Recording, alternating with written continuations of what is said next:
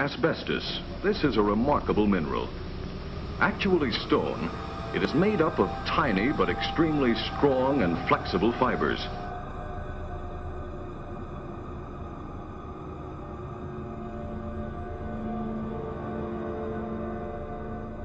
Morti per aver respirato polveri di amianto.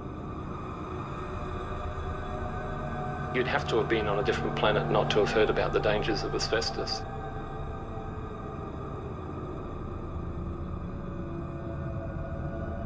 El Congreso dio un paso histórico que reivindica la lucha de las familias que perdieron algún ser querido por culpa de esa mortal fibra.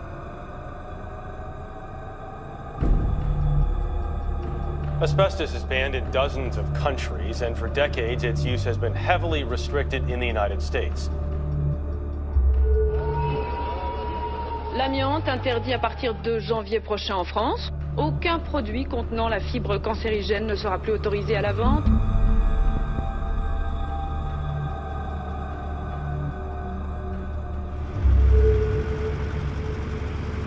Pour beaucoup d'entre nous, l'amiante est une histoire qui appartient au passé. Ceux qui pensent que la fibre cancérigène a cessé d'être une menace se trompent.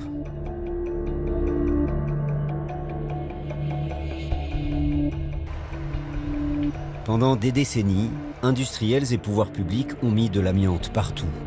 Dans les constructions, les objets du quotidien, dans les moyens de transport. Les pays qui ont voté son interdiction dès les années 80 ne sont pas débarrassés du problème. Si on veut supprimer 100% de l'amiante, c'est des dizaines et dizaines d'années, on pense même qu'on mettrait plus de 100 ans pour retirer l'ensemble des matériaux amiantés. Une large part de nos déchets envoyés dans les pays en développement pour être recyclés et contaminés. Nos vieux cargos contiennent tous des tonnes d'amiante. Un danger mortel pour les populations locales. Les gouvernements des pays occidentaux doivent reconnaître qu'ils commettent un crime contre l'humanité en envoyant leurs navires toxiques dans un pays comme le Bangladesh.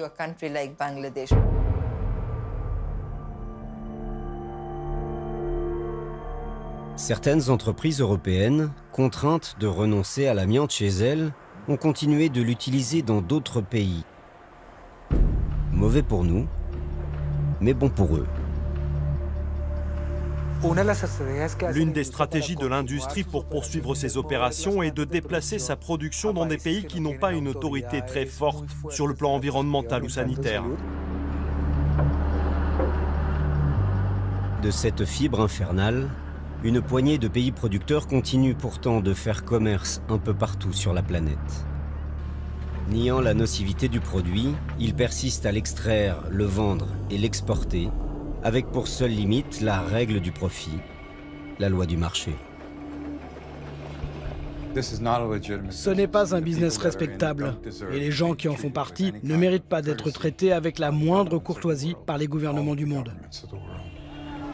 Selon l'Organisation mondiale de la santé, l'amiante tue entre 100 et 120 000 personnes chaque année. Il est aussi à l'origine de la moitié des maladies professionnelles. L'exploitation et l'utilisation de ce minerai cesseront-elles un jour à l'échelle de la planète? Les milliers de victimes qui réclament de mettre la santé de tous avant les profits de quelques-uns finiront-elles par avoir gain de cause? En attendant, la fibre tueuse continue de se répandre.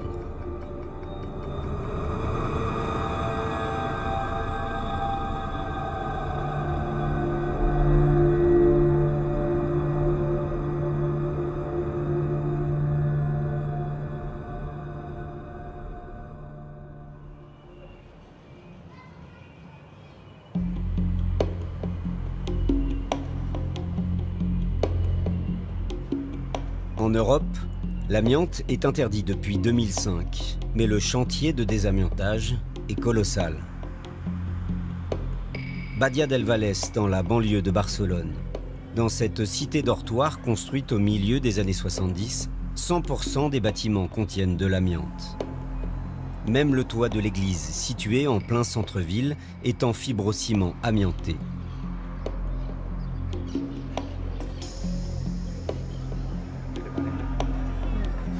La maire de la commune, Eva Maria Menor, a fait du chantier de désamiantage la grande priorité de son mandat. Tous les immeubles de Badia del Valles sont habillés de plaques en fibrociment. Ce matériau est a priori inoffensif, tant qu'il reste en bon état.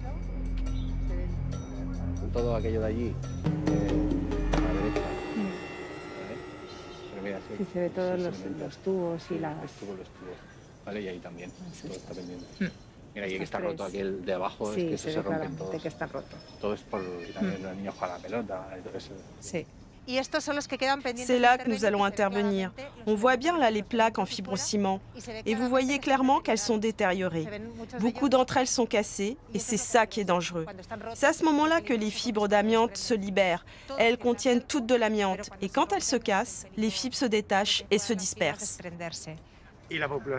Et les gens habitent toujours ici? Oui, ils vivent ici et beaucoup d'entre eux étendent leur linge. C'est pour cette raison qu'il est très important d'intervenir. Le grand chantier de désamiantage de Badia del Valles a déjà commencé. Il devrait coûter au total 20 millions d'euros.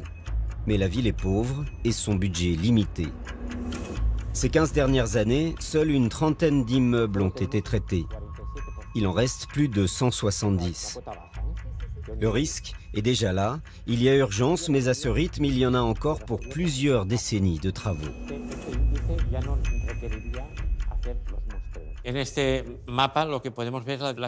Sur cette carte, en vert, ce sont les bâtiments qui ont été désamiantés d'une façon ou d'une autre.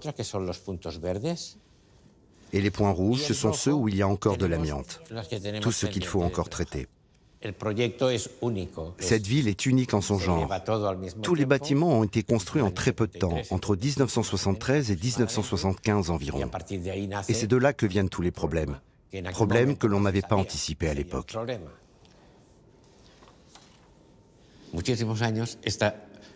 C'est un projet unique parce que les 200 barres d'immeubles de Badia del Valles ont été construites d'un seul coup. Résultat, tout commence à se dégrader en même temps. Nous devons intervenir dès maintenant. Sinon, qu'est-ce qui va se passer? Eh bien, les fibres vont se répandre dans l'air. Et ce sera mauvais, pas seulement pour les habitants de Badia del Valles, pour tout Barcelone, toute la Catalogne et tout le monde. Parce que l'air n'a pas de frontières.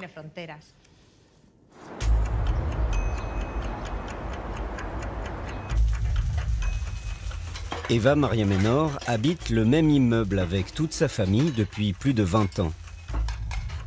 Elle est personnellement concernée par le problème. Quand on cuisine, on est obligé d'ouvrir la fenêtre. On évite de manger ici.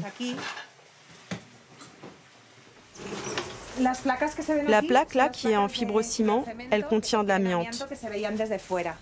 On ne peut pas la toucher, mais elle est vraiment trop proche de la fenêtre.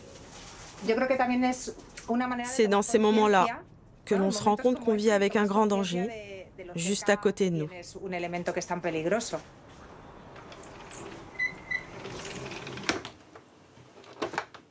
L'élu a fait une promesse à ses administrés. Elle ne déménagera pas tant que toute la ville n'aura pas été débarrassée de son fardeau.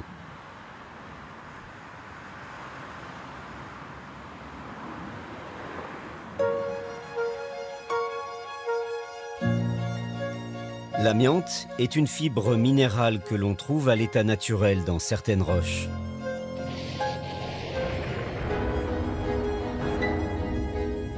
Il en existe plusieurs sortes, comme l'amiante amphibole ou l'amiante chrysotile. Il est connu depuis l'Antiquité, mais son exploitation se développe après 1860 avec la découverte de grands gisements à travers le monde. La fibre miracle présente toutes les qualités. Flexible, très bon marché. C'est aussi un formidable isolant capable de résister aux intempéries, à la chaleur, aux incendies.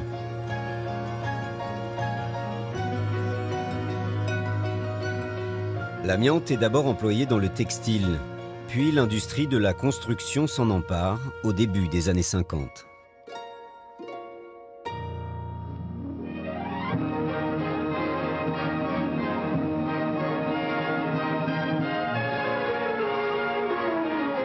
We suggest you consider this material for the walls of your home. Designed to last a lifetime, a trouble-free lifetime, like your asbestos roof, like your modern floor covering.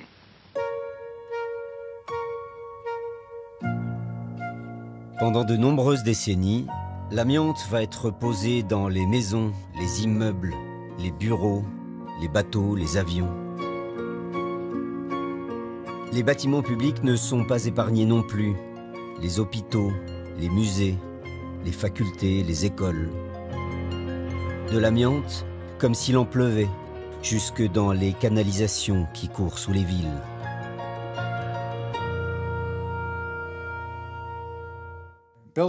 Les matériaux de construction sont les plus susceptibles de mettre en danger des millions de gens.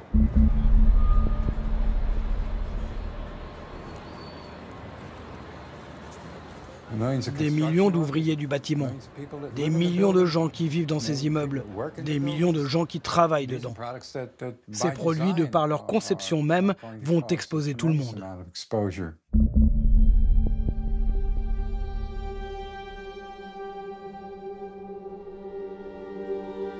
L'Allemagne n'a pas échappé aux années folles de la fibre.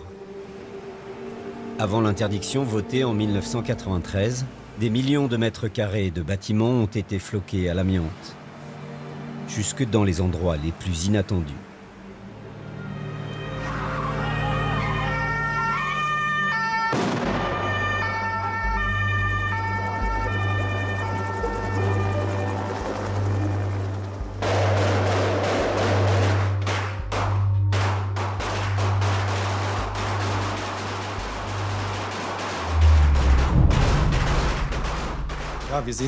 Là, on voit une scène d'entraînement du commando des forces spéciales de Berlin. Ces murs latéraux sont recouverts de lattes de bois, de panneaux de fibre de carbone, mais aussi de panneaux d'amiante. C'est une isolation anti-incendie. Et c'est un immense problème pour les forces spéciales, parce qu'ils tirent dans toutes les directions. Ils tirent beaucoup, ils tirent souvent. Et tous ces projectiles ont naturellement endommagé les murs. Finalement, cela a entraîné la dispersion de fibres d'amiante dans l'air que nous avons respiré.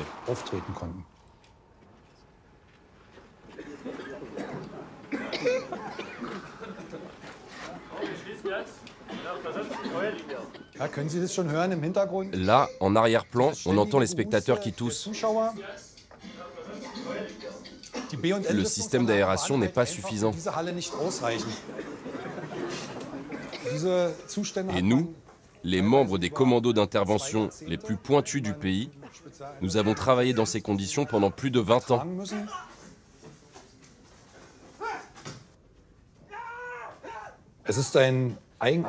C'est un sentiment étrange.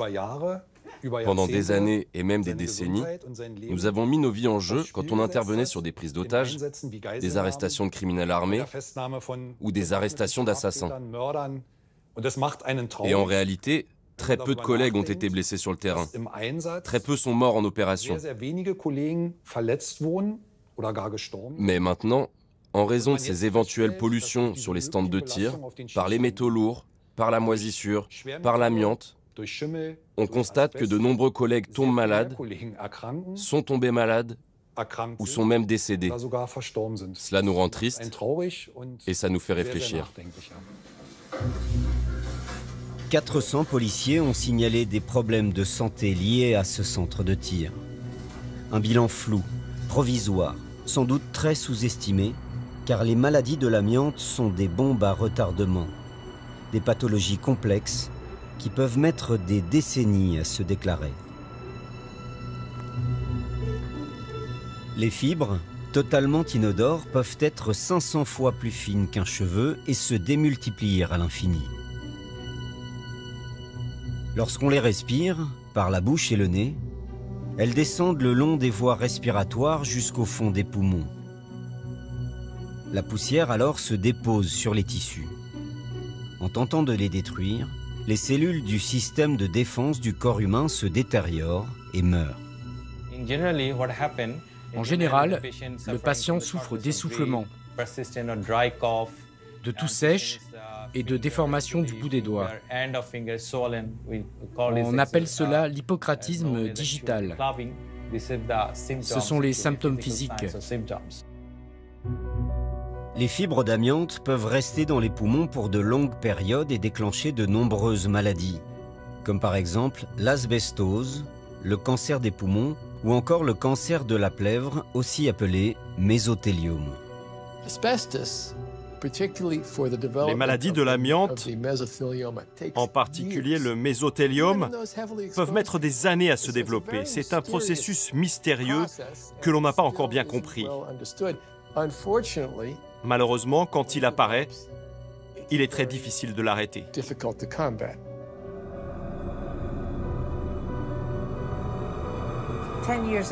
10 ans, c'est le minimum avant de voir apparaître ces maladies. Mais elles surgissent le plus souvent au bout de 30 ou 40 ans, et même encore après.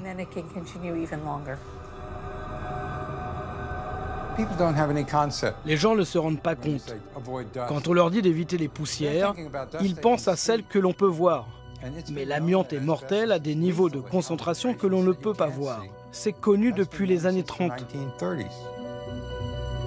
1930 déjà, date des premiers rapports scientifiques sur la nocivité de l'amiante, et les autorités ne réagissent pas. Dans les années 60, des études démontrent une explosion des cas de maladies professionnelles liées à la fibre. Les pouvoirs publics font la sourde oreille. Les manifestations et les procès se multiplient contre les producteurs et les États. Et ce n'est que dans les années 80 que les premiers pays d'Europe interdisent son utilisation.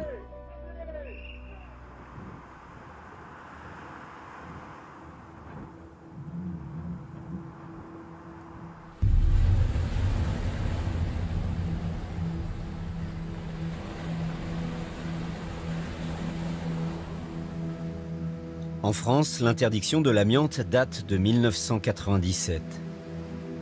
Sur la commune de Canaries, en Haute-Corse, se dressent les ruines de la plus grande mine d'amiante française.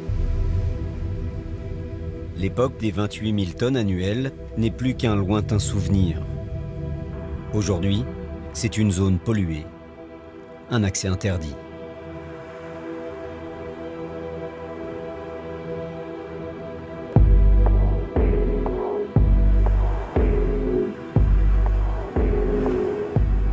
La moindre visite du site prend des airs de film de science-fiction.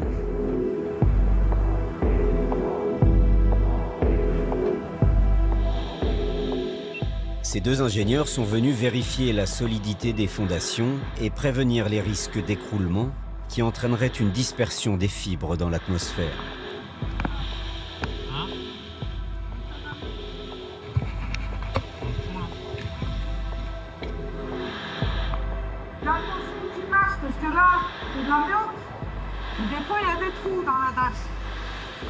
Les autorités locales ont un temps espéré pouvoir réhabiliter ce site exceptionnel.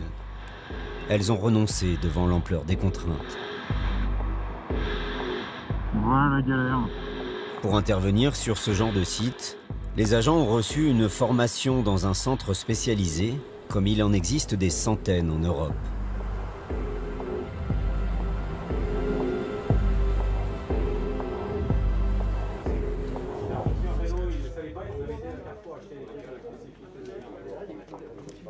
Dans la banlieue de Toulouse, la société Aléa Control est spécialisée dans la gestion de matériaux dangereux.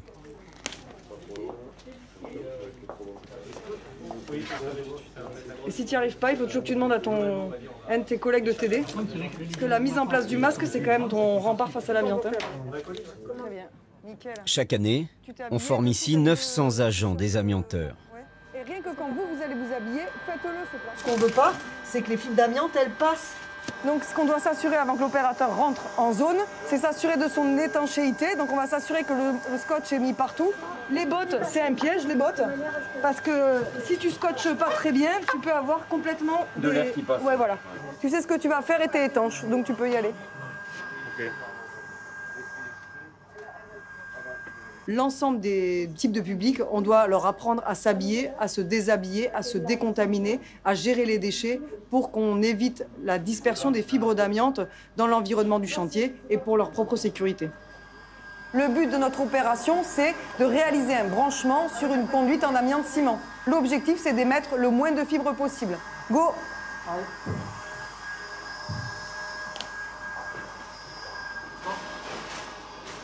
Par rapport à un chantier classique, vous souhaitez retirer de la peinture non amiantée par rapport à un retrait de peinture amiantée, vous rajoutez à minimum un tiers de temps en plus. Vous rajoutez une structure complémentaire, du confinement, un appareillage très spécifique. On va aspirer de l'air, on va mettre des installations de douche pour décontaminer les personnes, on va traiter l'eau, on va mettre des filtres un peu partout, on va faire des entrées d'air, on va mesurer en permanence la présence de fibres dans l'air. Oui, c'est beaucoup plus compliqué. Fabriquer, poser l'amiante a été plutôt simple, c'est un matériau facile à utiliser, c'est pour ça qu'on en trouve partout. Le retirer dans les règles de l'art est très compliqué. Pareil, on s'aspire les mains à chaque fois, on ne remporte pas du risque. Et tu éteins, ok? Voilà. T'as pas le droit de te promener avec un matériau contaminé comme ça. Tu me l'emballes? Allez-y, mais garde du corps. Si on veut supprimer 100% de l'amiante, c'est à minima des centaines de milliards d'euros si on compte tout. Le temps de traiter cette amiante à la vitesse actuelle, c'est des dizaines et dizaines d'années. On pense même qu'on mettrait plus de 100 ans pour retirer l'ensemble des matériaux amiantés. C'est un gros travail derrière pour retirer tout ça. 100 ans et des centaines de milliards d'euros pour désamianter la France. Et combien de temps pour le reste de l'Europe? Pour la plupart des autres pays du monde, la question ne se pose même pas.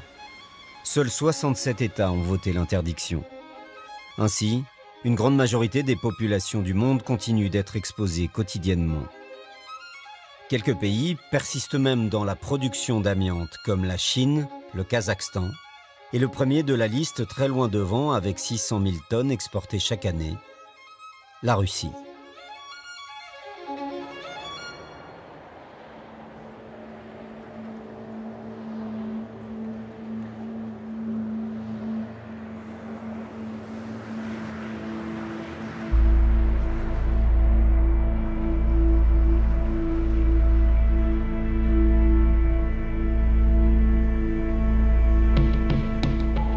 Porte de la Sibérie, à 1700 km de Moscou, le combinat Ural-Asbest exploite la plus grande mine d'amiante du monde.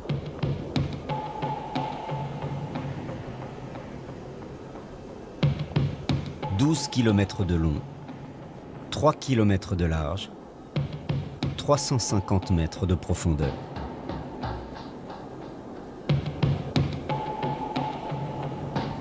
À elle seule, cette mine produit un quart de l'amiante chrysotile mondiale.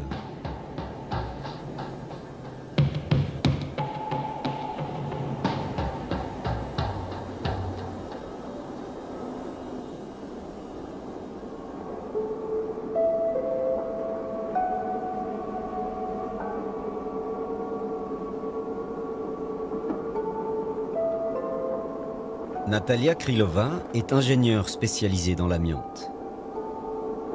Elle a d'abord travaillé pour le compte du combinat Ural-Asbest avant de se lancer dans la politique et d'être élue représentante communiste à la Douma locale.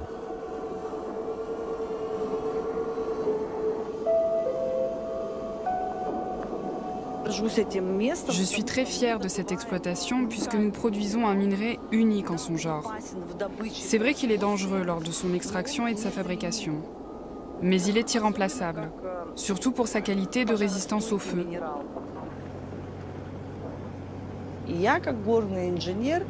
En tant qu'ingénieur des mines et député de la ville, je suis persuadée que l'amiante n'a pas d'équivalent dans le monde. Donc, il doit être utilisé par l'humanité. Mais il faut juste le faire correctement, avec intelligence et dans le respect des règles de sécurité.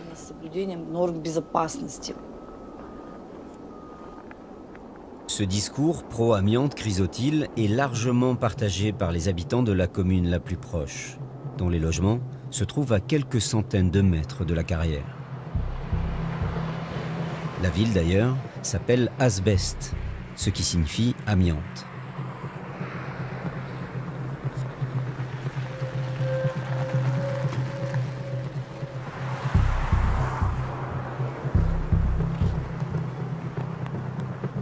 Dans les rues, les publicités à la gloire de l'amiante sont légion. Restez en pleine forme avec le combinat, dit celle-ci. À quelques rues de ce I Love Amiante, sur cette affiche qui jouxte la clinique locale, on peut lire « Protégeons notre pays, notre ville et notre minerai ».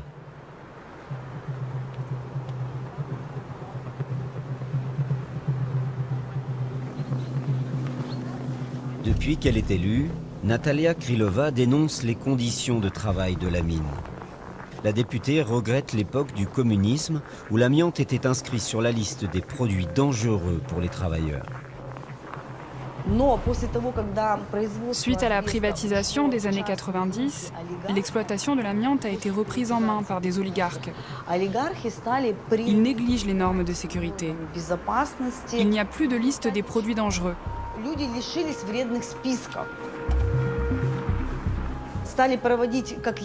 Les critères de dangerosité des emplois ont changé. Autrefois, un travail considéré comme dangereux vous donnait droit à une rémunération supplémentaire, à cause des risques. Et tout à coup, comme par miracle, ces emplois ne sont plus dangereux.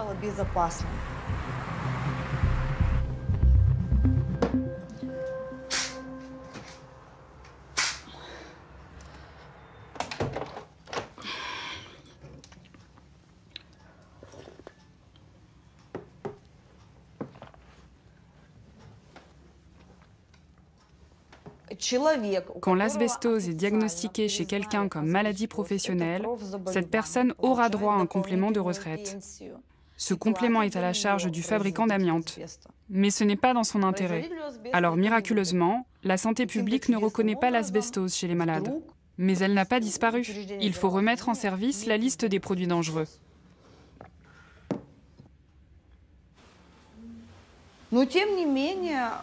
Les établissements publics de santé doivent reconnaître l'existence de maladies professionnelles, comme l'asbestose. Chez nous, elle est diagnostiquée seulement quand un cadre supérieur est affecté.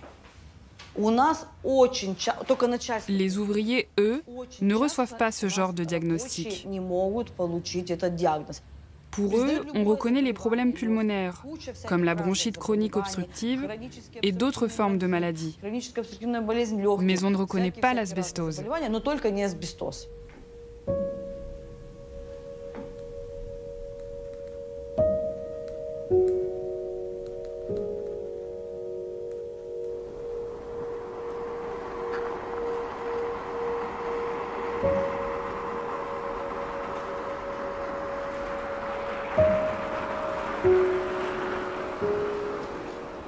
Il n'existe aucune donnée statistique, aucun chiffre officiel des malades de l'amiante dans la région. Les médecins de l'hôpital local ne s'expriment pas.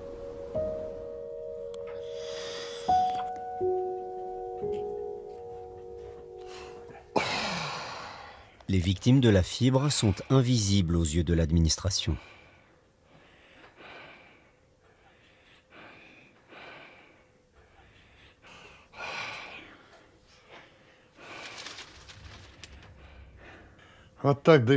C'est comme ça que je respire.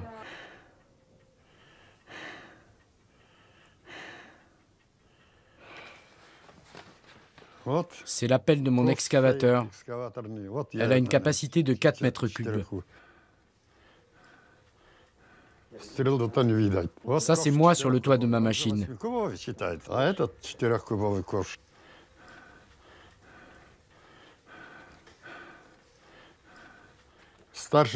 Là, ce sont des collègues conducteurs de pelleteuses. On faisait des compétitions pour être le meilleur et on faisait le bilan tous les mois. Moi, je travaillais dans le forage, avec un marteau perforateur. Ça creuse et ça tourne pour s'enfoncer en profondeur dans le sol. Quand il était plein, il fallait l'ouvrir pour libérer la poussière coincée dedans. Dans ces moments-là, j'en recevais plein le visage. Je n'avais pas de masque, ni rien pour me protéger. Il n'y avait rien à faire, alors j'aspirais tout.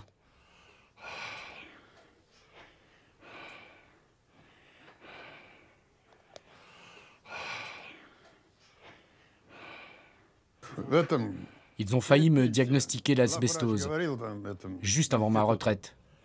Le médecin-chef de l'Institut m'a dit qu'il avait des soupçons et qu'ils allaient me reconvoquer. Je suis allé 14 fois à l'Institut de recherche en médecine pour des examens. À la fin, les médecins m'ont dit « Vous avez une bronchite chronique, soignez-vous à la maison ». C'est comme ça qu'ils nous traitent maintenant.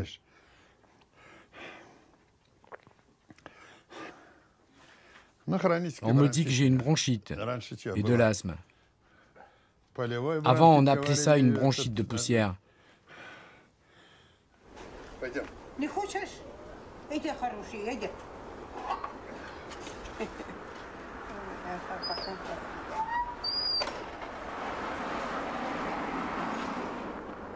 Pour les autorités russes et les producteurs, l'interdiction de l'amiante serait un complot de l'Occident.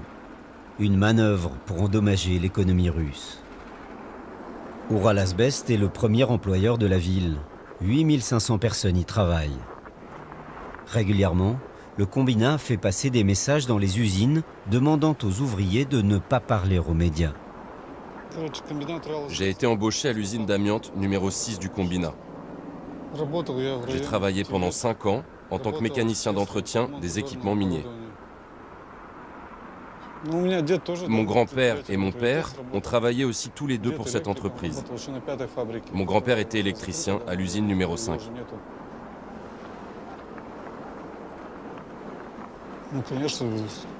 Il y a beaucoup de gens qui y travaillent toujours. La moitié de la ville. Ma femme aussi travaille là-bas.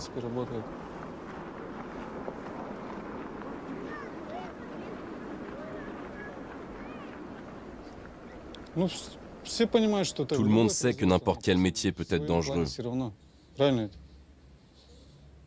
Ici, on travaille avec l'amiante, mais dans une autre ville pas loin, il y a la centrale nucléaire de Belerskaya. Les gens sont bien conscients qu'il y a des risques, mais ils y vont quand même pour travailler. Si on interdit l'amiante, une grande partie de la population va perdre son gagne-pain. Les salaires vont baisser et les gens seront obligés de partir pour chercher du travail ailleurs.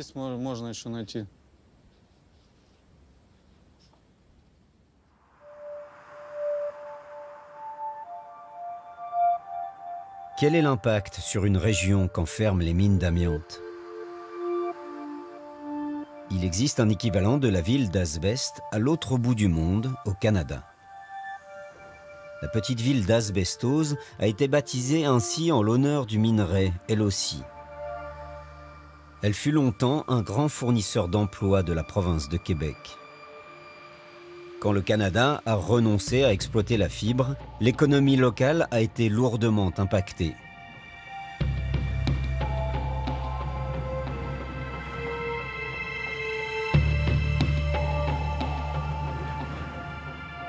La mine Jeffrey employait à son apogée 1800 personnes. Bernard Coulombe, le directeur, garde une profonde amertume envers les mouvements Banasbestose qui ont fait interdire l'amiante. Il fait partie de l'association internationale pour la chrysotile qui nie l'impact de ce type d'amiante sur la santé des populations. Ça s'appelle ICA. Alors, la mine a fermé ici, c'est une décision gouvernementale. On a voulu imiter la France, la fameuse France. Puis les gentils, le mouvement international Banasbestos était très fort. Les activistes influençaient le Parti québécois. Et c'est pour ça qu'on nous a fermés. Puis ils se sont dit, ben là, on n'en veut plus d'amiante. Notre image est mauvaise dans le monde. Puis les bureaucrates de l'Union européenne là, sont anti-amiante. Ils veulent que l'amiante soit bannie partout. On a une mauvaise image. Ils sont pas là. Tu vois la porte? On faisait ça ici. Je ne me souviens pas, dans tous les travailleurs que j'ai connus depuis 1970, que quelqu'un était affecté par l'amiante chrysotile. Avant, oui. Il y a eu des problèmes antérieurs parce qu'il n'y avait pas d'hygiène industrielle, puis c'était comme ça à la grandeur du monde dans tous les domaines. Ouais, il faut partir, là. OK, on s'en va.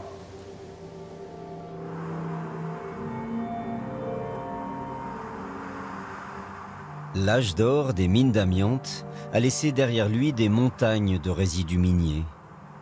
On les appelle des haldes. Elles contiennent des restes d'amiante, mais aussi une matière première très recherchée, le magnésium. Pour relancer l'économie d'une région sinistrée, le gouvernement fédéral du Canada a accordé un droit exceptionnel d'exploitation à certaines entreprises comme Alliance Magnésium. Grâce à un procédé chimique, l'exploitant peut neutraliser les restes d'amiante pour ne conserver que le métal. Le site qui est ici, il faut bien comprendre, c'était pendant longtemps la plus importante mine au monde, donc une exploitation vraiment majeure. Et ici, on trouve sur le site environ, les chiffres nous disent environ 200 millions de tonnes de matériel, donc de résidus. Quand on regarde la montagne, un quart de cette montagne, c'est du magnésium. C'est une ressource exceptionnelle. Donc, on parle de plus de centaines d'années d'exploitation potentielle.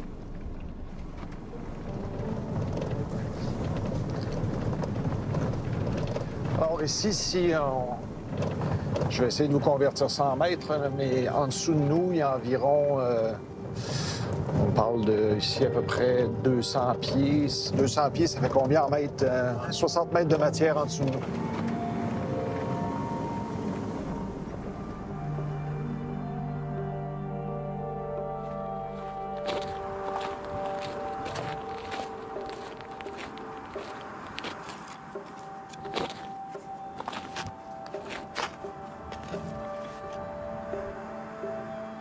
Il y a un impact économique très important pour une région comme ici d'arriver avec un projet majeur. On parle quand même d'un projet qui pourra atteindre à terme des investissements de l'ordre du milliard de dollars, créer plus de 350 emplois.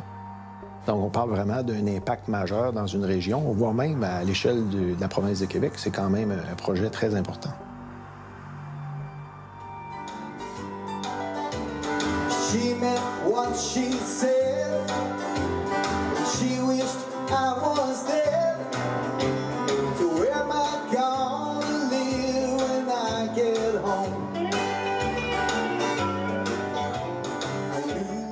La ville d'Asbestos a décidé elle aussi de rebondir et de tout faire pour mettre en valeur l'héritage de la mine d'amiante. Le puits a été transformé en lac artificiel. La ville a changé de nom. Asbestos est rebaptisé le Val des Sources. À la belle saison, chaque fin de semaine, riverains et touristes se retrouvent au marché local pour profiter du site et de son imprenable panorama.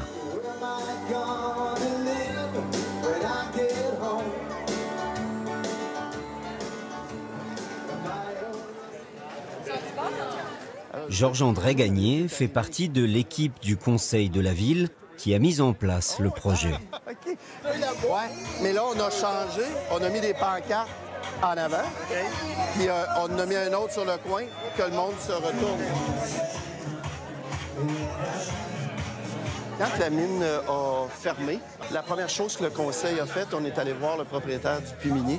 Puis on a dit, là, nous, on veut mettre en valeur, donc on veut acheter le terrain. Donc la ville, on a fait l'acquisition de tout ce qui est autour du puits minier. Puis dans le but, un jour, de le mettre en valeur.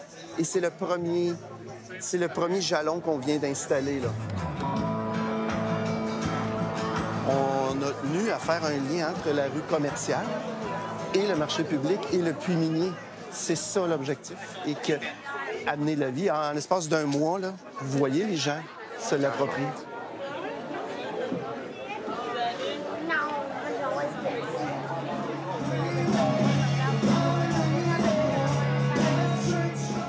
On a appris à vivre avec ça. Ça se gère aussi, l'amiante et les résidus. Vous voyez les montagnes, les haldes de résidus derrière qui sont en train d'être végétalisées. On s'est mobilisé pour se relever. Et aujourd'hui, ça en est une belle preuve. Là, il y a des gens autour. Et vous avez vu, c'est de tous les âges. Puis ils ont le goût d'être ici. Ah, celui-là, il y a des abeilles. Avec des abeilles? Là, moi, j'ai pas peur de ça. Non, moi, ça me fait pas peur. Moi, mon grand-père, il a travaillé là, puis il est pas mort de ça, là. Fait que c'est 5 $. Parfait. Mon copain a travaillé dans la mine, puis son père aussi, puis ils sont pas morts de ça non plus, là. C'est comme, ils sont encore, mon copain va super bien, là, puis on n'a pas de problème de poumon, puis il n'y a rien, là. Fait que tout est beau. C'est A1. Pour les années à venir, le maire de Val-des-Sources étudie un projet d'ouverture de camping sur les bords du lac et d'un centre nautique avec planche à voile et pédalo. Résilience salvatrice ou déni de réalité? Les statistiques officielles sont pourtant limpides. Selon l'Institut national de la santé publique, les habitants vivant à proximité des mines sont 4 fois plus touchés par les maladies liées à l'amiante que le reste du Canada. Bienvenue à l'autoroute de l'amiante. Daniel Green est membre du Parti vert du Canada. Il travaille depuis 30 ans sur les problèmes de substances toxiques dans l'environnement. Il y a de l'amiante là. Il y a de l'amiante partout. Alors on a décidé de refaire la route au plein milieu des déchets miniers. Le gouvernement du Québec, le ministère des Transports, s'est dit, bon, vu que c'est des déchets miniers, il faut exproprier personne. C'est des stériles. Il n'y a personne qui va là, on ne peut pas construire là parce qu'il y a de l'amiante. Alors donc, on va faire le bout de route.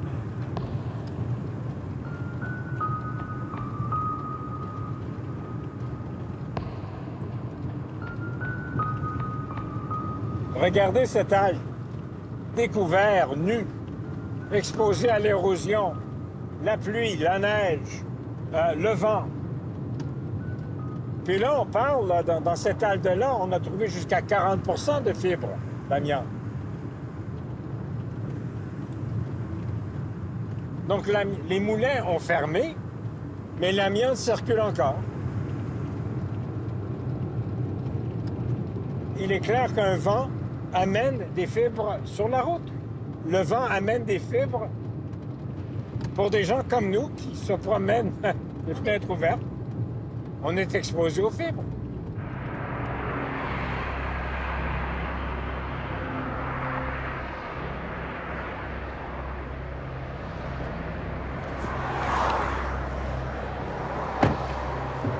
J'imagine que quelqu'un qui vient, par exemple, de la France devrait se poser la question, mais c'est quoi ces montagnes-là?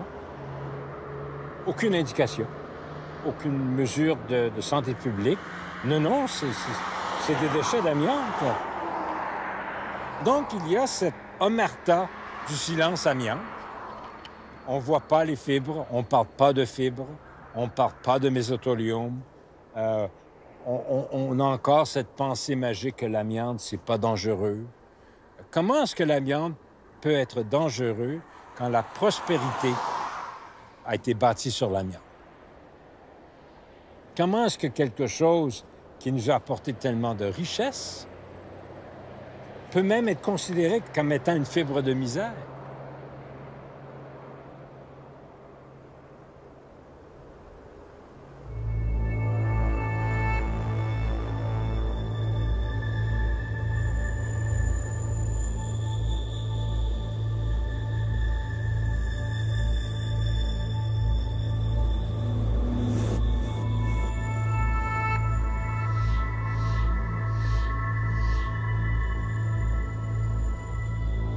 Des analyses terrain, j'ai fait ça toute ma pratique environnementale.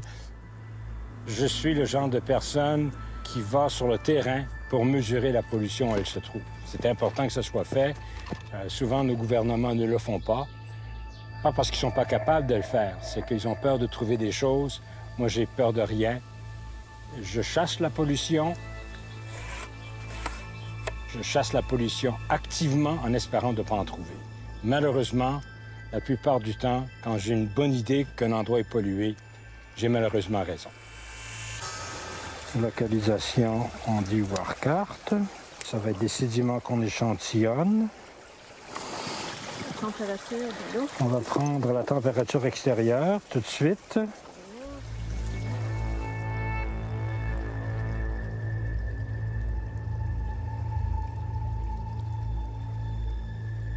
On voit Les haldes sont à peu près, quoi, à 300 mètres, 250 mètres d'ici. Les haldes sont à peu près à 300 mètres, 350 mètres de hauteur. Alors, on a un écoulement qui s'écoule des haldes jusqu'à la rivière Bécancour pour la contaminer, selon notre hypothèse, avec des fibres d'amiante. Et ça, c'est pourquoi qu'on échantillonne. Donc, on échantillonne les sédiments juste au point de rejet des haldes. Alors, on prend un échantillon de sédiments avec la perche. Et voilà, on enlève l'eau en surplus parce que les échantillons vont être congelés selon le protocole. Alors, pour éviter que les bouteilles ambrées éclatent. Alors voilà, donc on a un bel échantillon de sédiments fins avec probablement des fibres d'amiante qui sont incorporées.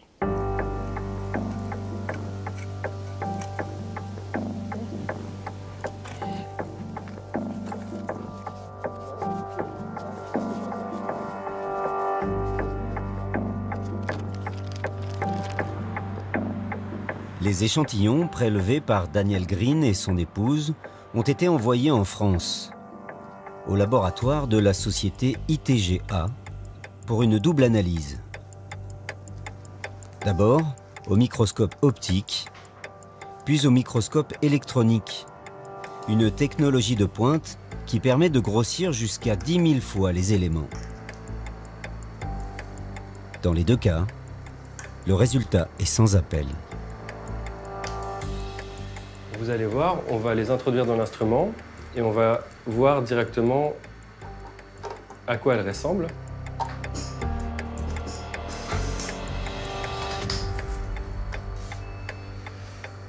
Et on va pouvoir voir l'entièreté de la grille. Donc là, on va être à un grandissement x100. Donc vous voyez, la grille de 3 mm, là, on voit l'entièreté.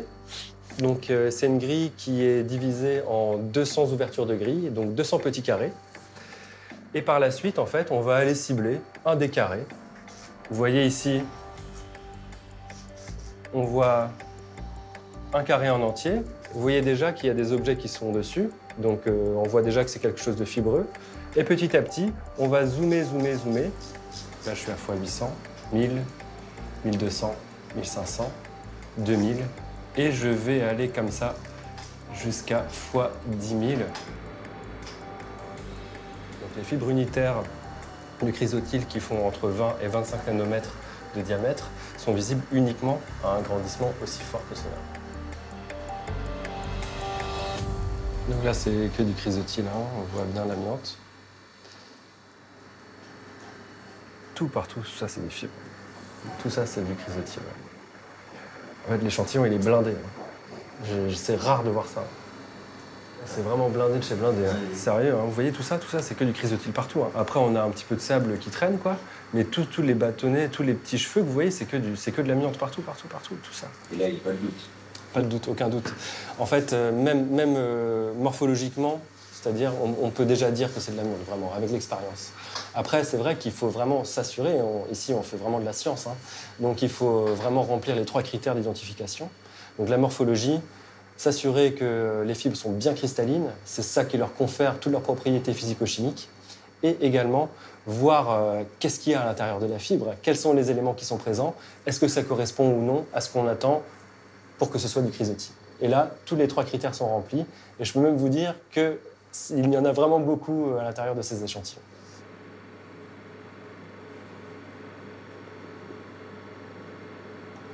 C'est très très rare de voir une telle concentration, surtout en milieu naturel. C'est comme si c'était de l'amiante pure. Je n'ai jamais vu ça. C'est très très rare d'en voir autant. Là, ce sont des échantillons qui proviennent du sable de la rivière. C'est-à-dire qu'il suffit de prendre une poignée de sable, que le sable sèche, vous en avez partout sur la main, puis après, vous allez vous passer la main sur le visage ou faire quelque chose, et vous allez respirer de l'amiante. Donc c'est vraiment très très dangereux, et je déconseillerais à n'importe qui d'aller ne serait-ce que se promener à proximité d'un endroit comme celui-ci. Les craintes de Daniel Green sont avérées.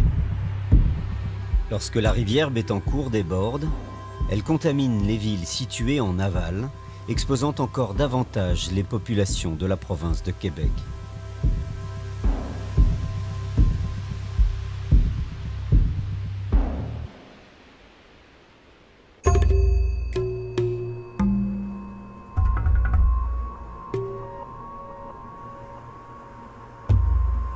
Le danger de l'amiante peut changer radicalement de visage.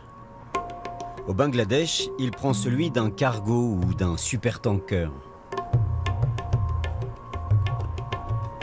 Dans la ville de Chittagong, ces épaves s'étendent à perte de vue, échouées sur les plages, attendant d'être désossées par des ouvriers dépourvus d'équipements de protection.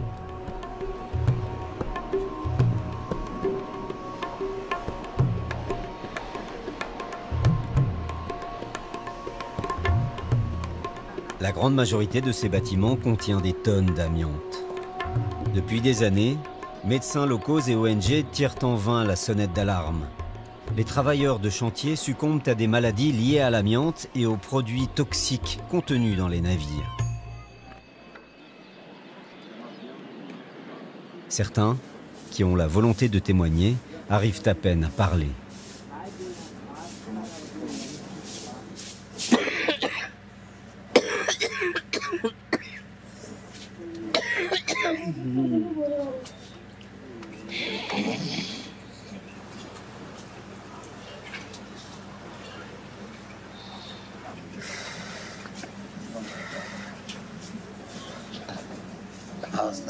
J'en ai marre de tousser. J'arrive pas à respirer. J'ai travaillé dans un chantier pendant 34 ans.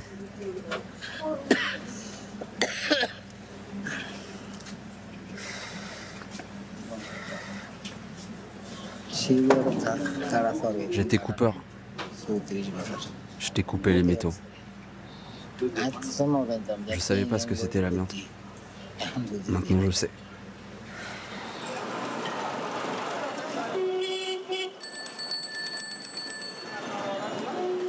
Au centre de santé local, les consultations pour des problèmes respiratoires sont le lot quotidien des médecins.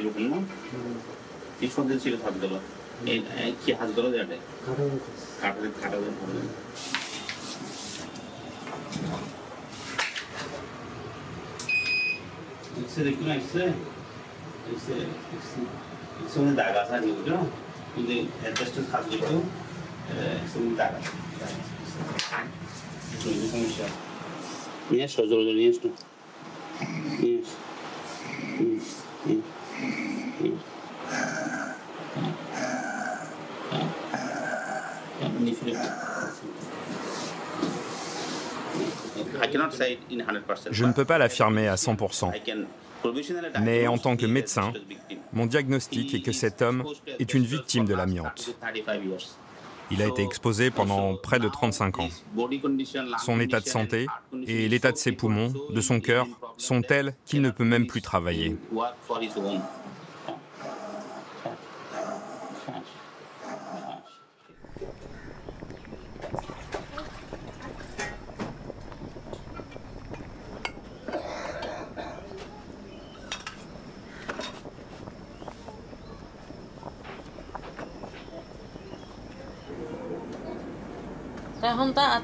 Parfois, j'ai l'impression qu'il va mourir, là, devant moi. Surtout quand il a du mal à respirer.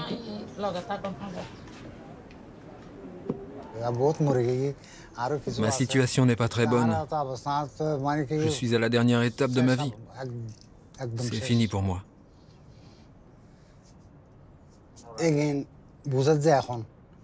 Il nous explique tout ça maintenant. Mais quand j'ai attrapé la maladie, il n'y avait rien. À l'époque, personne ne nous a expliqué ce qu'était l'amiante. On travaillait dans l'amiante. On prenait la poudre d'amiante pour nettoyer le pétrole sur nos mains. Et pour se nettoyer les pieds aussi. Personne ne connaissait ce produit. Et nous non plus. On n'avait aucune information sur l'amiante.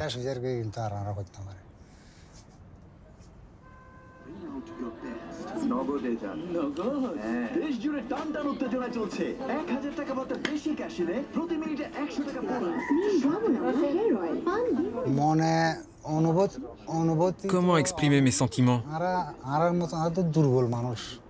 Nous sommes pauvres. Nous n'avons aucun pouvoir. Nous sommes impuissants face aux propriétaires. On ne peut rien faire. Vous savez comment est la situation ici. Que peut-on faire face à un riche propriétaire? Si j'essaie de le confronter, il n'en aura rien à faire. Il va me dire, va te faire voir.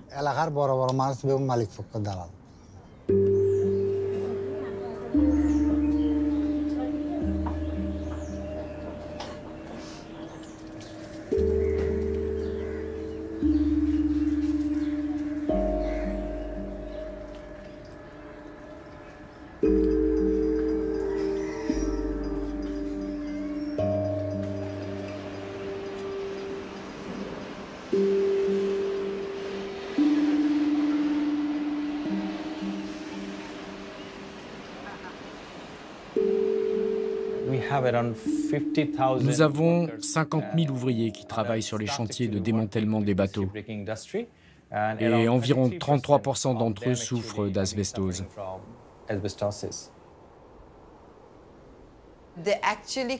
Ils attrapent ces maladies mortelles et ils n'ont absolument pas les moyens de s'offrir un traitement médical long et coûteux. Et puis de toute façon, ces pathologies liées à l'amiante ne peuvent pas être guéries. Donc même si vous êtes immensément riche, vous finirez par en mourir.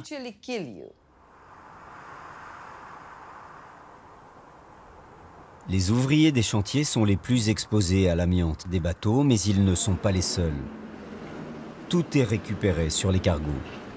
Le métal et tous les accessoires finissent sur les marchés. Les canaux de sauvetage, les combinaisons de survie, la moindre petite bouée, tout se revend. Chaque boutique a ainsi sa spécialité.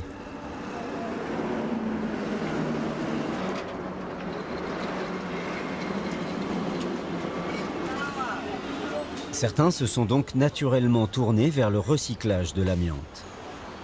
Monsieur Bimol, par exemple, qui ne rate pas une occasion de faire la démonstration des 1001 qualités de son produit.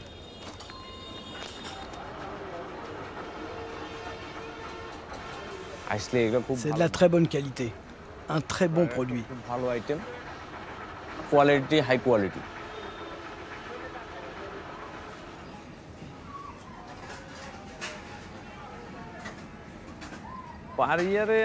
Je fais à peu près 500 tonnes par an. C'est très faible comme quantité. Je n'ai pas la main-d'œuvre suffisante pour produire plus. Il y a d'autres hommes d'affaires qui ont un rendement beaucoup plus important que moi.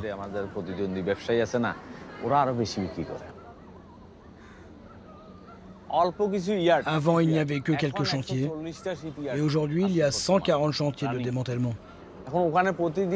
Tous les 15 jours, il arrive au moins 7 ou 8 nouveaux bateaux.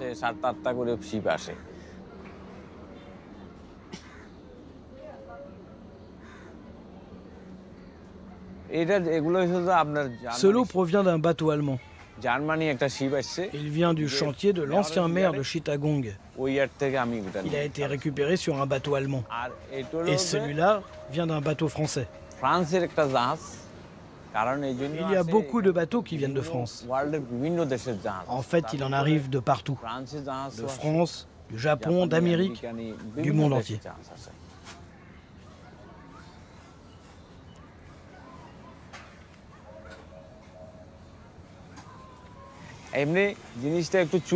C'est vrai que ce truc peut irriter.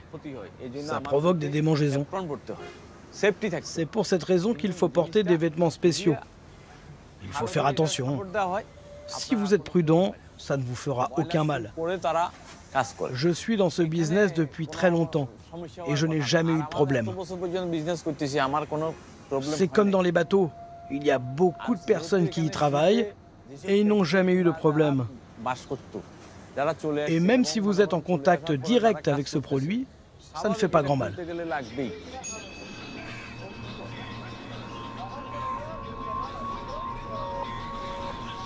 En guise de protection, le plus souvent, les ouvriers portent de simples foulards, des morceaux de tissu placés devant la bouche, Et c'est à peu près tout. Pas de gants, pas de masque.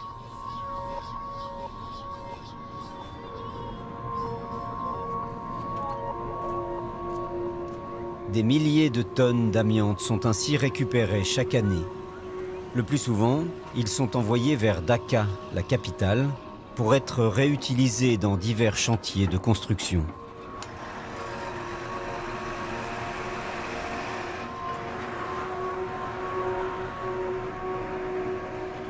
Les qualités d'isolation et la résistance au feu de la fibre sont aussi recherchées pour la fabrication de fours domestiques.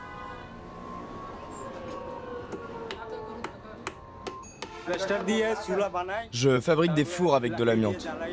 Les gens cuisinent avec ces fours. Ils allument le feu et ils préparent leur repas avec. On met une casserole ici et une autre là. Pour le feu, c'est ici. Et donc il y a 2 casseroles en tout. Le gaz est très cher. C'est plus intéressant de cuisiner avec ce genre de four. On peut y mettre du bois.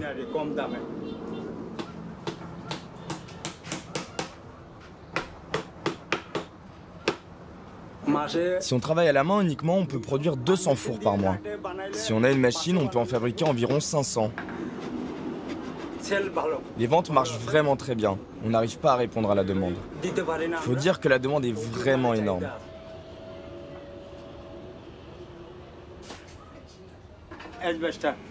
Ça, c'est de la poudre d'amiante. Quand on scie, ça fait de la poudre. On s'en sert pour les finitions avec de la colle.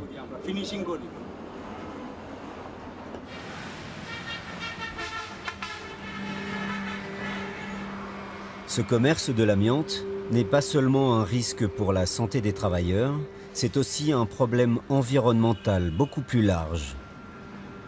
Aux côtés des boutiques artisanales, sans aucune forme de mise en garde ou de protection, les stocks pullulent au bord des routes, à l'air libre, au contact des passants. On les retrouve aussi au milieu des maisons de fortune, des taudis, là où les populations les plus pauvres sont venues s'installer faute de pouvoir aller ailleurs. Grâce au travail d'information des ONG, ces familles ont parfois conscience d'être exposées en vivant aussi près des stocks d'amiante. Tiens, tourne-toi un peu. Là, vous voyez ces petites fibres? Vous voyez?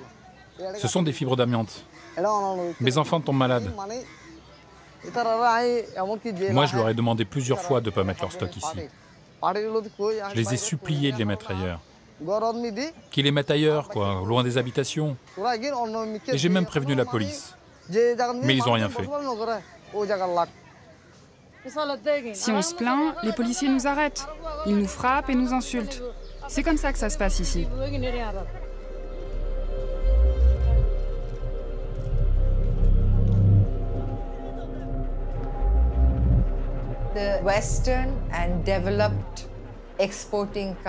Les pays occidentaux qui exportent leurs bateaux vers des pays comme le Bangladesh, en sachant pertinemment qu'ils contiennent de l'amiante, sont les premiers responsables de tout ça. Nous, au Bangladesh, on peut ne pas savoir parce qu'on est un pays pauvre, où la plupart des gens ne sont pas éduqués. Mais comment vous, en tant qu'Occidentaux, comment pouvez-vous ignorer ce que vous envoyez au Bangladesh? Ignorer comment c'est envoyé. Vous faites partie de ce système, vous faites partie de cette corruption. C'est un système corrompu qui perdure à cause de l'indulgence des pays exportateurs à l'égard des propriétaires de ces bateaux.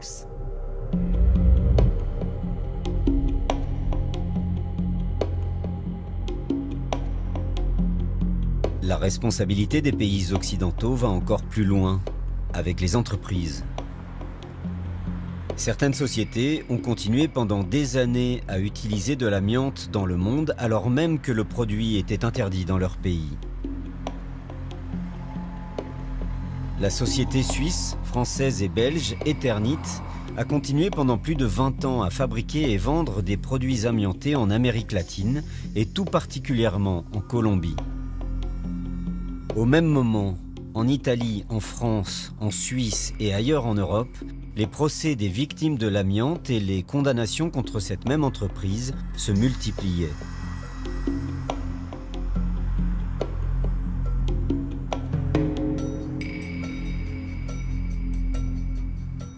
Cibate, la ville la plus proche de la principale unité de production d'éternit en Colombie, a fini par attirer l'attention des scientifiques. Le Colombien Juan Pablo Ramos Bonilla, professeur associé de l'Université des Andes, a mené des recherches avec Benjamin Lizanuc de l'Institut français de recherche pour le développement.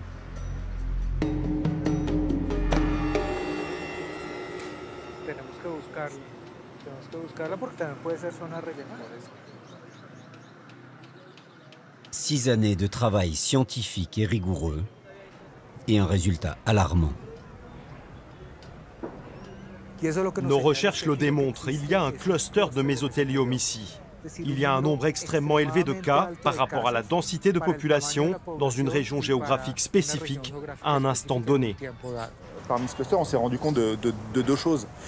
Tout d'abord, des cas très jeunes et une surreprésentation également des femmes au sein de ce cluster, ce qui peut indiquer en fait probablement une forte exposition environnementale, alors qu'on est face à une maladie qui est d'habitude plutôt une maladie masculine du fait d'exposition professionnelle.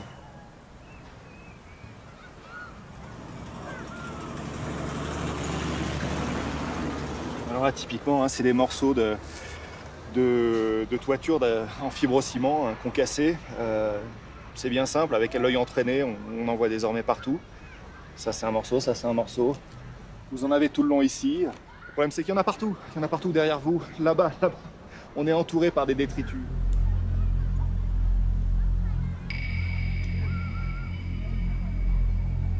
Les deux chercheurs ont effectué plusieurs forages pour analyser les sols de Cibate, sur le terrain de football et dans l'école primaire.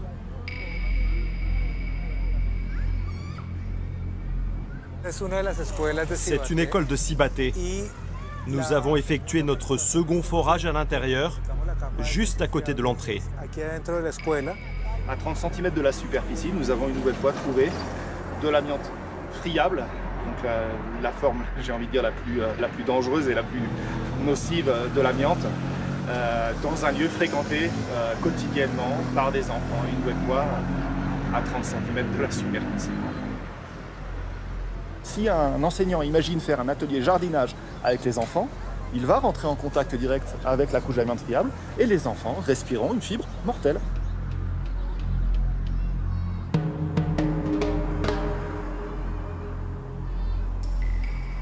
Comment pareille catastrophe sanitaire est-elle possible? Comment les sols d'une ville peuvent-ils regorger d'amiante friable? La société Eternit est-elle impliquée?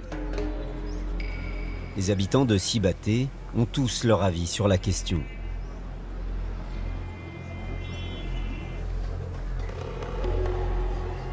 La réponse se trouve en partie chez Amelia Segura, qui tient un salon de coiffure local. ¿Qué te vas a hacer? ¿Color o todo? De raíz nomás, ¿cierto? Bueno, siéntate acá. Le mari d'Amalia était employé municipal en charge des terrassements. Il est mort il y a quelques années d'un mésothéliome, le cancer de l'amiante. Quand Eternit est arrivé à Cibate, il produisait plein de déchets. Et ces déchets, il les dispersait un peu partout, autour de la ville et à l'intérieur même de la ville. Et le rôle de mon époux, quand il a commencé à travailler, c'était d'aplanir toutes ces collines, ces montagnes de déchets qui provenaient de l'amiante d'Eternit.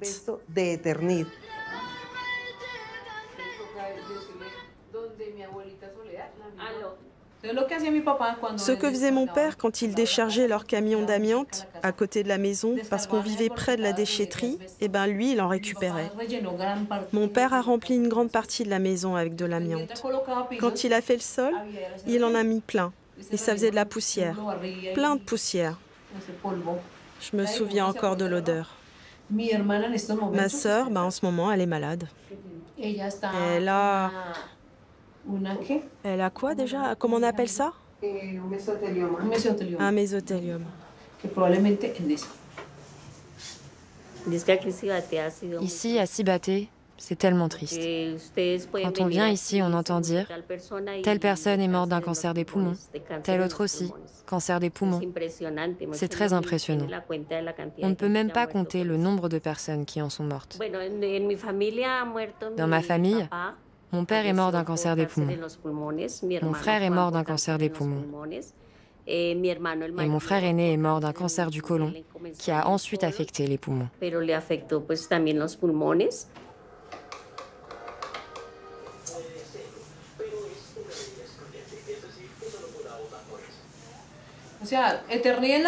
C'est Eternit qui produisait cette amiante. Eternit est une entreprise meurtrière. Ce sont des assassins. Ils n'en avaient rien à faire. Ils n'en faisaient plus en France, mais ici, ils ont doublé la production. Et ils ont tué des gens comme ça, juste pour leur profit. Oui, ce sont des assassins. Et il y a de quoi avoir la rage. Et si j'en avais un en face de moi, désolé pour le langage, mais je l'éclaterais. Et je lui dirais que c'est un assassin égoïste et qu'il ne mérite pas le pardon de Dieu.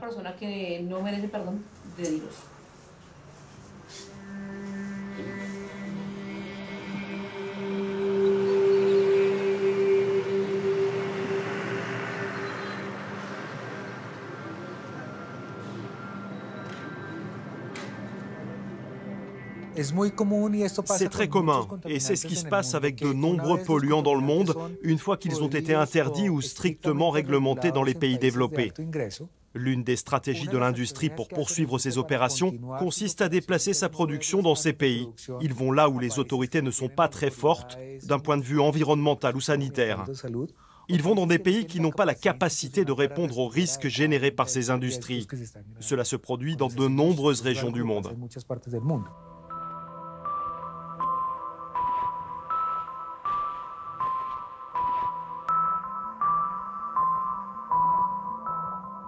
Depuis le mois de janvier 2022, la société Eternit ne peut plus utiliser d'amiante en Colombie. Le pays a fini par voter l'interdiction après une bataille sans merci avec les producteurs. Cette lutte a été incarnée par une journaliste, Ana Cecilia Niño Robles. Yo padezco esta enfermedad porque viví cerca de una fábrica de Eternit pequeña y ellos desafortunadamente todos los residuos que tiraban al barrio los dejaban para que nosotros jugáramos. En 2014, après la naissance de sa fille Sofia, les médecins lui diagnostiquent un mésothéliome. Avec l'aide de son mari Daniel, elle devient la voix de toutes les victimes de la fibre, sur les réseaux sociaux, dans les médias et jusqu'au Congrès.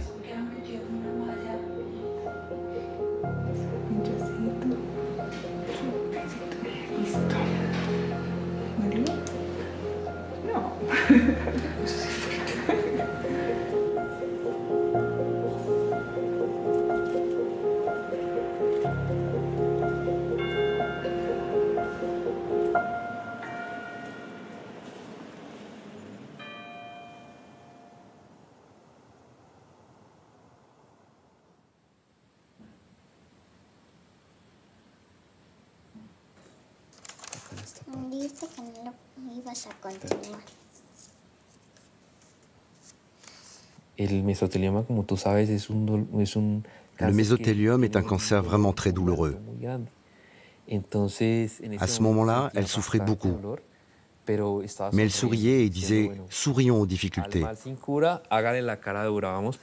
Prenons cette photo en faisant notre plus beau sourire.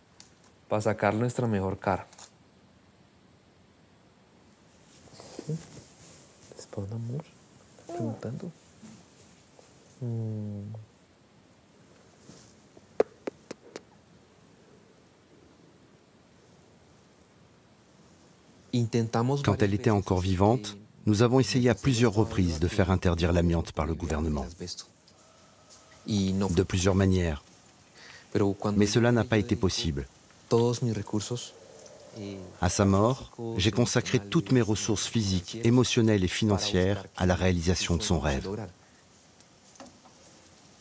Listo. ¿Quieres probar?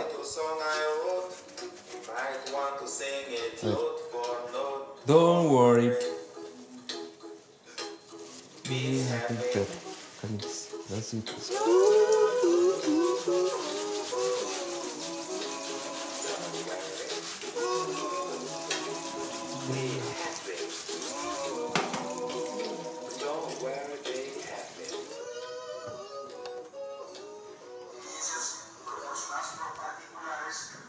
Para los usuarios de los productos que tanto se ha mencionado y que a través de esas campañas en redes sociales se ha generado un pánico infundado, se ha demostrado, como ustedes lo afirman, que el sector formal que yo represento maneja con seguridad esos materiales como lo afirman ustedes en su ponencia. Cette personne s'appelle Hernán Estrada. C'est le représentant d'Ascol Fibras. Cette organisation couvre et protège avec des avocats très puissants les entreprises qui ont utilisé l'amiante en Colombie. Il disait, vous devez prouver qu'il se passe en Colombie la même chose que dans les autres pays. Où est la preuve? Alors j'ai dit, je suis physicien. Je sais que les lois de la nature et de la physique fonctionnent partout sur Terre. Si ça a déjà été démontré en Angleterre, en Europe et aux États-Unis, pourquoi devons-nous mettre en place un laboratoire pour prouver que la même chose se produit ici, en Colombie? Nous avons bien étudié la façon dont ils ont procédé en Europe. C'est le même système de défense. Ils embauchent un avocat très réputé, et ils utilisent les mêmes arguments dans tous les pays. Ils cherchent à créer de la confusion, un écran de fumée qui cache la vérité. Et cette vérité, c'est que l'amiante est un danger pour l'humanité.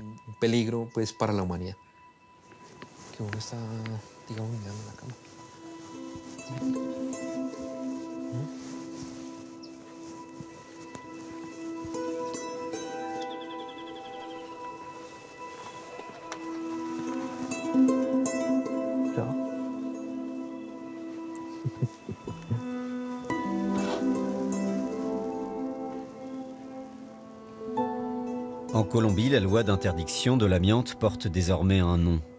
Elle s'appelle la loi Ana Cecilia Niño Robles. Le combat de Daniel n'est pas fini. Il est en procès aujourd'hui avec Eternit. La firme nie toute responsabilité dans la mort de sa femme.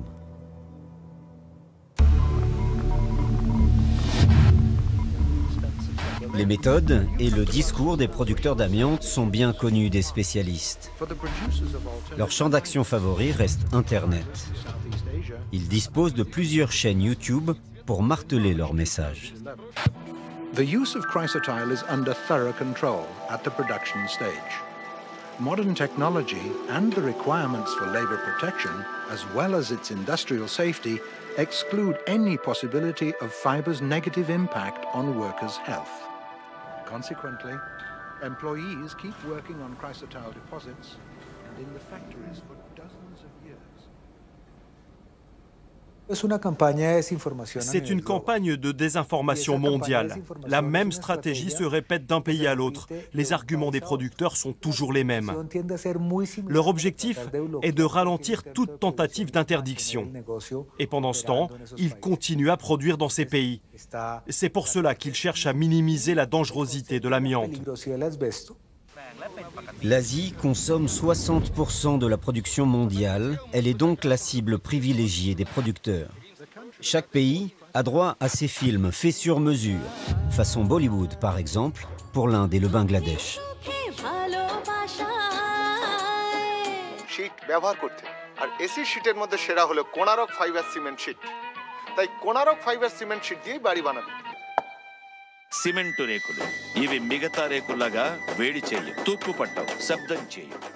Dans cette campagne de communication, le mot amiante est proscrit.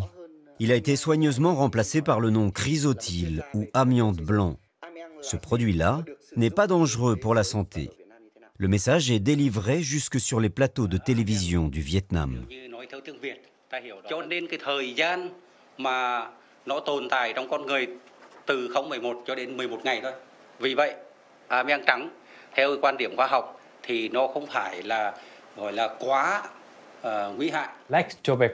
C'est comme le tabac. Tous les tabacs sont mauvais pour la santé. Tous les amiantes sont mauvais pour la santé. Il n'y a pas de débat. 60 ans de recherche ont montré que la chrysotile est dangereuse. La théorie selon laquelle la chrysotile n'est pas dangereuse est fausse. Ceux qui disent cela sont ceux qui produisent et vendent la chrysotile. Ils ont tout intérêt à répandre ce mensonge. Et ce qu'ils font, c'est juste tuer des gens en vendant leurs produits.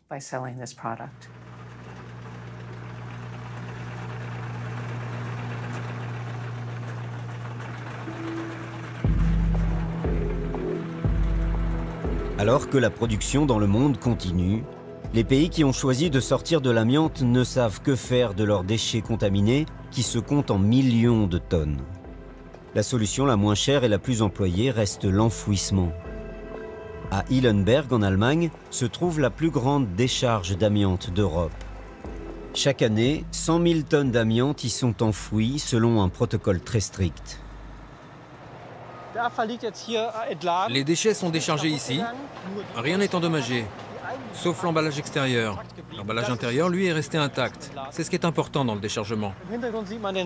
Derrière, on voit la pelleteuse qui recouvre les déchets. À partir de là, il ne se passe plus rien. Aucune fibre ne peut s'échapper.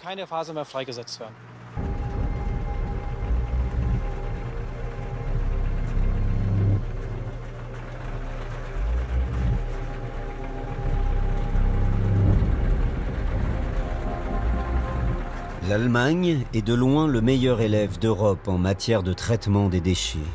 Et pourtant, le pays n'est pas épargné par les scandales et les polémiques. Ce centre d'enfouissement situé en Saxe défraye la chronique et provoque la colère des riverains. Donc là, c'est ma maison, et là-bas, c'est la décharge, à environ 300 mètres.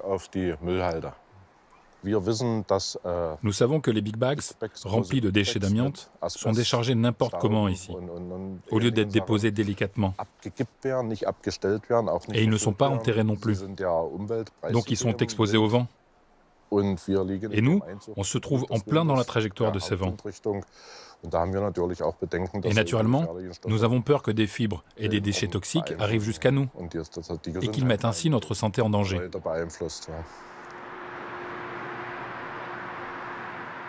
La crainte des habitants vient surtout du manque d'informations sur la provenance des déchets. Par voie de presse, ils ont appris récemment qu'une partie de l'amiante enfouie à côté de chez eux arrive tout droit d'Italie. Il nous a été clairement dit au tout début que les déchets ne proviendraient que d'un rayon de 50 km. On nous l'avait assuré, mais ensuite, cela n'a pas été respecté. Ça nous met en colère que des déchets et de l'amiante venant d'Italie soient déchargés ici. Nous n'avons pas besoin de ça.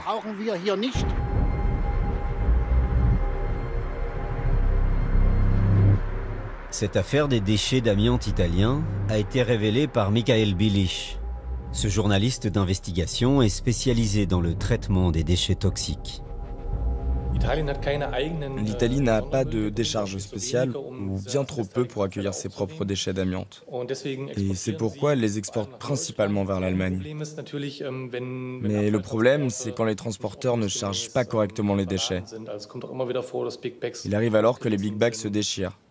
Quand la police fait des contrôles, elle tombe régulièrement sur ce genre de cas. Et en même temps, je pense qu'il faut se poser la question suivante. L'Allemagne doit-elle, ou veut-elle, en quelque sorte, être la poubelle des déchets dangereux d'Italie ?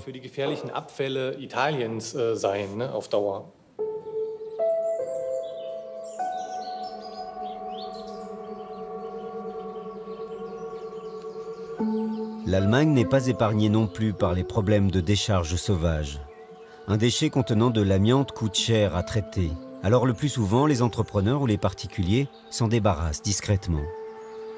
Werner Lürs, ancien entrepreneur atteint d'un cancer, a fait de la traque des décharges sauvages d'amiante le combat du reste de sa vie.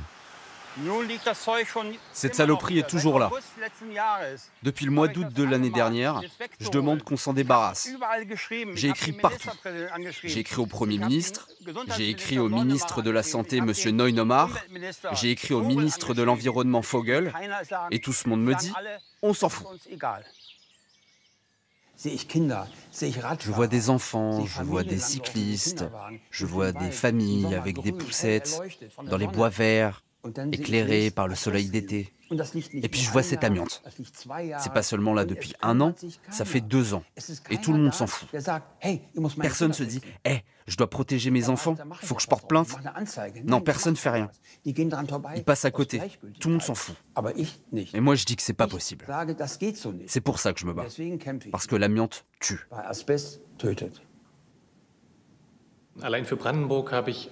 Rien que pour la région du Brandebourg, j'ai fait des recherches sur environ 130 sites de décharges illégales, des entrepôts ou des décharges. Il y a environ 5 millions de tonnes de déchets, dont une grande quantité d'amiante. Et il y a comme ça des poubelles ou des décharges illégales isolées. En éliminer une seule et l'assainir coûterait 40 millions d'euros.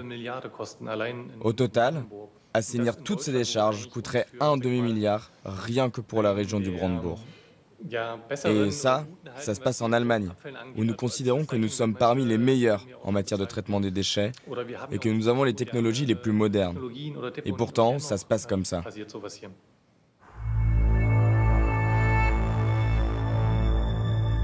Il existe pourtant des solutions pour traiter les déchets d'amiante. L'une d'entre elles est issue d'une technologie développée pour l'aérospatiale dans les années 60. Elle est utilisée dans une entreprise du sud de la France où chaque année, 6000 tonnes de déchets d'amiante sont broyés dans des conteneurs. Tu nous le fais tomber celui-là? Allez. Les déchets sont ensuite fondus et ressortent sous forme de lave.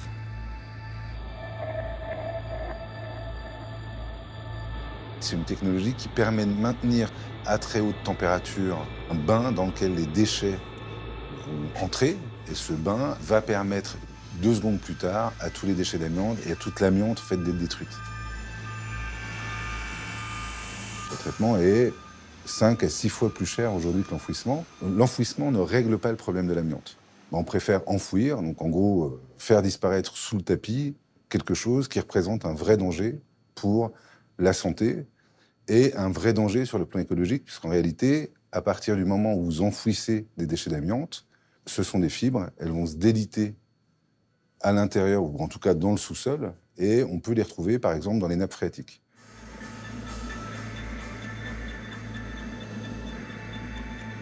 Une fois refroidie, la roche vitrifiée obtenue peut être utilisée pour la construction de routes et d'autoroutes, sans danger. Mais ce procédé ne traite à l'heure actuelle que 2% des déchets produits par les chantiers français. La question des détritus amiantés reste entière.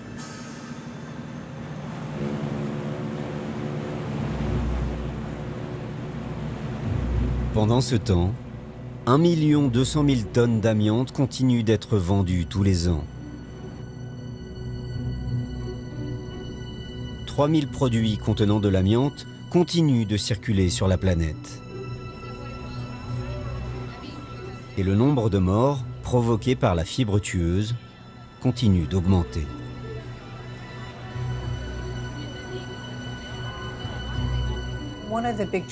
L'un des grands problèmes avec l'amiante, c'est qu'il y a un grand écart de temps entre le moment où les personnes sont exposées et le moment où elles développent la maladie. Et elles ne savent pas quand elles ont été en contact. Résultat, il y a un grand nombre de cas de maladies liées à l'amiante que l'on ne connaît pas. Simplement parce que les personnes n'ont pas demandé, ou n'ont pas su qu'il fallait demander, ou parce qu'elles ne savaient pas que leurs produits contenaient de l'amiante. L'héritage de l'amiante est largement sous-estimé. Et cet héritage va nous accompagner encore longtemps.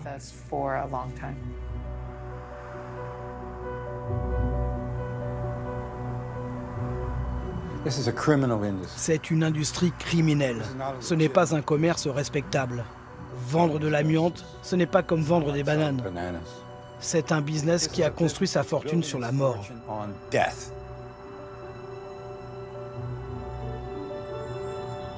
Il y a des personnes qui ont fait une fortune en vendant de l'amiante partout dans le monde.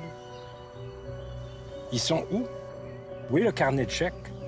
Pourquoi est-ce qu'ils ne payent pas pour leur passif de pollution? Alors, c'est incroyable que l'État paye pendant que ces gens-là s'enrichissent par j'appelle ça un trafic de l'amiante qui a tué des gens.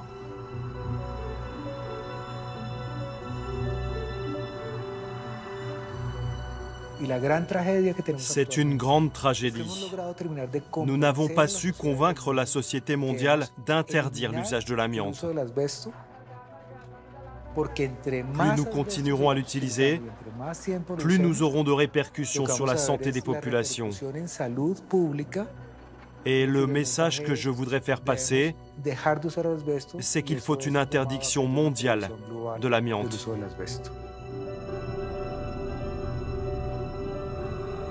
Amer constat, sans appel. Malgré les morts, malgré la science, malgré l'évidence, la fibre tueuse a encore de beaux jours devant elle.